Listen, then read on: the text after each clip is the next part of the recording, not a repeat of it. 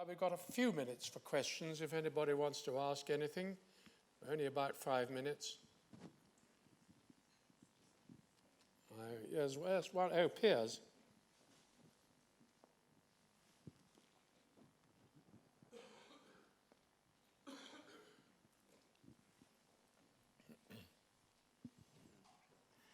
Jim, if I can put this to you, one of the most impressive passages in the River War is where Churchill says that he deplores the dehumanization of the dervishes and indeed of enemies in general, and that this permits savagery on the part of the conquering power.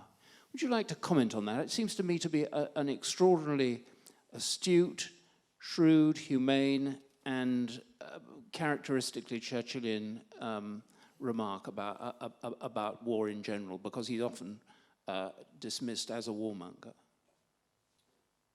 You remember during the Second World War, across the fog of war, as Churchill said, he extended praise for the generalship of Rommel, and for that he was criticized, and people were shocked at it. But this respect for his adversaries, even in mortal combat, was characteristic of Churchill. And I think he simply thought that if people thought that the people they were shooting at were somehow less than human, that would have a very bad effect, not on the people they were shooting at only, but on them as well, in that it would corrupt them and tend to make them brutal rather than generous.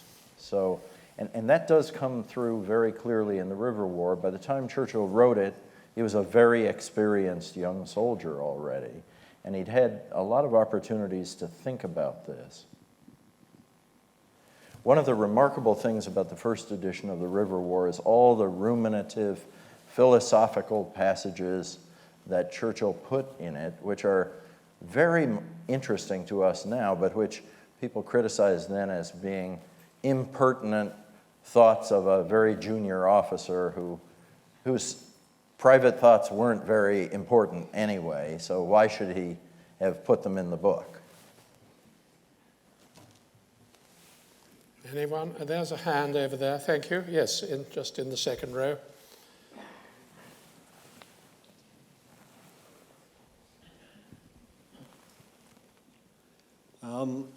I mean, I probably as one of the very few other Muslims in the room, I have to say, enormously moving presentation, but I think it just underlines the importance of going to the text, really, of understanding more about Churchill, as David Candine was saying this morning, about looking at what he actually said. My question is really about the other theatre, I suppose, of the panel discussion. I appreciate that one of our panelists is missing this afternoon, but it's really India or South Asia, which is, of course, Muslims, many there, and Churchill, obviously, an area that was clearly a focus. And I just want to pick up on a remark that was made yesterday at Blenheim Palace by Ronald Quinault, who's talked about Lord Randolph Churchill. And I don't know whether the panelists would have a view on this or not, but I'm just interested.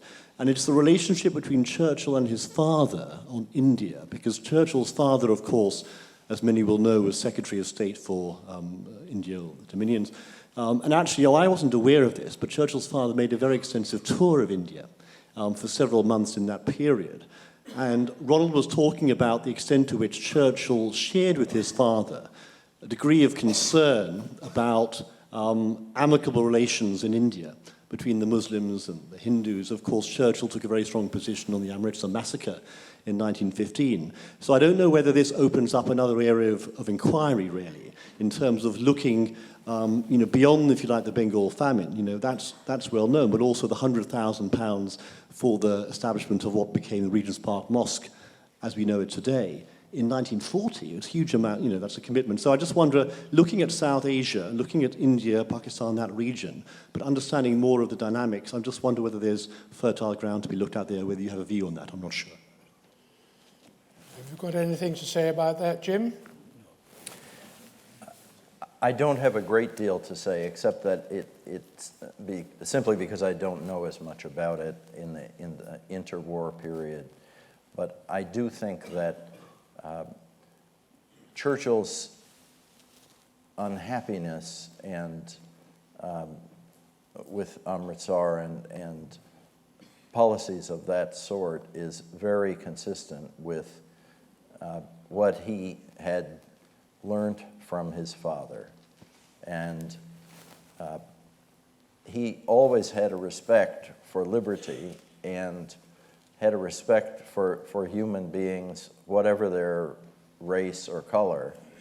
And because people had different religion, he didn't assume that they were incapable of enjoying the blessings of liberty or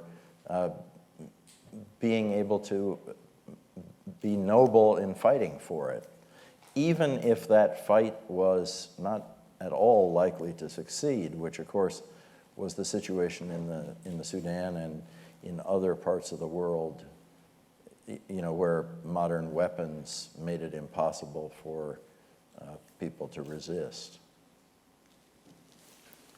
But I mean, this view is not unique to Churchill, but I would say that he held it more strongly and more clearly than most people in his time. Thank you. Well, I think we're just about out of time unless somebody has one quick question. I can't see from here. I do. Andrew Labaris from Washington, and I'd like to address it to the Imam. Thank you very much for your, for me at least, very informative presentation. Given what you had to say about Mahidism in the Sudan and the way it did not see itself as in opposition to Christianity or any other religion, I'd be very interested in hearing what you and the Sudanese today, bringing us into a whole new century, think about ISIS and ISIL. Thank you. Thank you very much. I think the Mahdi had great respect for Christianity. This is evident from the writings of Father O'Halder, who wrote 10 Years Captivity in the Mahdi's Camp. In this book, in spite of the fact it's an anti-Mahdism, and the whole book is a propaganda to justify invading the Sudan.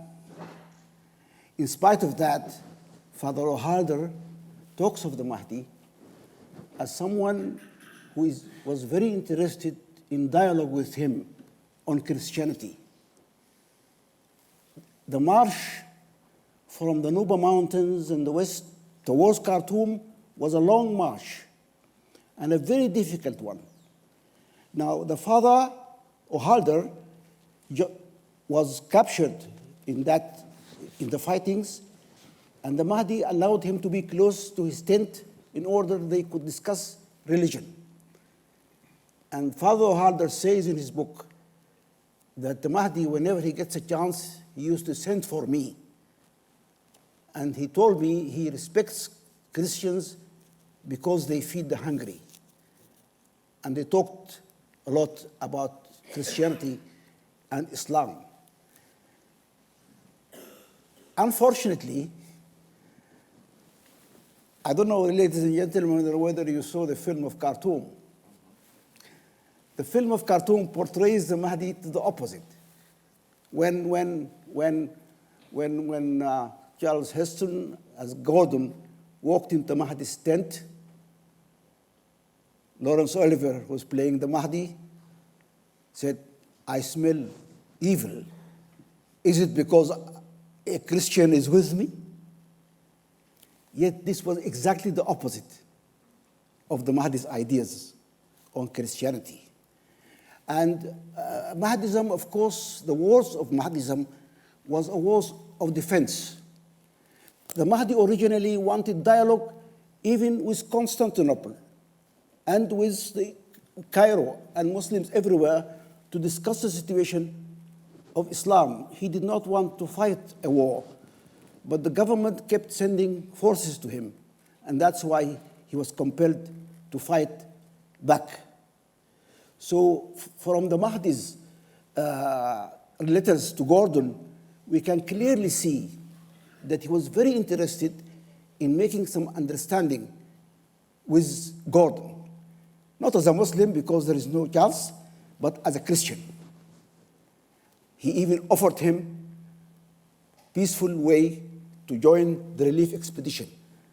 He said, the British sent an expedition to save you. Well, why don't you go to them safely and with honor? And that was the idea. But of course, Gordon couldn't do that militarily speaking. So the idea of dialogue was in the mind of the Mahdi as a Muslim leader and a top Muslim leader. He never thought that the Muslims should fight wars to spread Islam at all. This is more evident by the path and policy followed by the Mahdi's son, Sayyid Abdurrahman, my father. He insisted on dialogue with the West. He welcomes all those who understand Islam, and those who do not understand it, why don't we talk with each other? So Sayyid Abdurrahman was described as the leader whose sword is not drawn. He did not believe in wars. And as such now, our people, the Mahdists, do not approve of the bloodshed and fightings that some are doing in the name of Islam. This spoils Islam. It is not in our views. We ought to have dialogue between religions, dialogue between East and West, until we can come to some understanding that will make us all live in a peaceful, free world. Thank you. Thank you very much.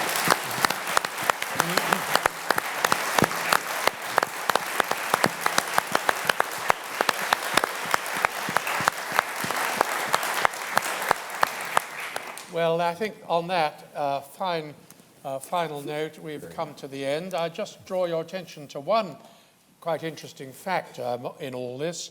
When Churchill was awarded the Nobel Prize for Literature in 1953, the citation did not specify any particular book that he had written.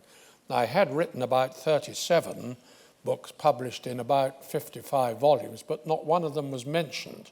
But at the awards ceremony in Stockholm, which he wasn't able to attend because he was conferring with President Eisenhower and Prime Minister Lanier in Bermuda at the time, but his wife and his daughter Mary attended to receive the award on his behalf. The Master of Ceremonies did go a bit further, and he actually cited 6 of Churchill's book titles as being worthy of special mention. And one of these was The River War.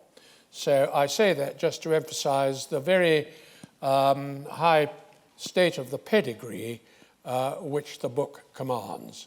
So my sincere thanks again to my 2 colleagues, and thank you all for listening.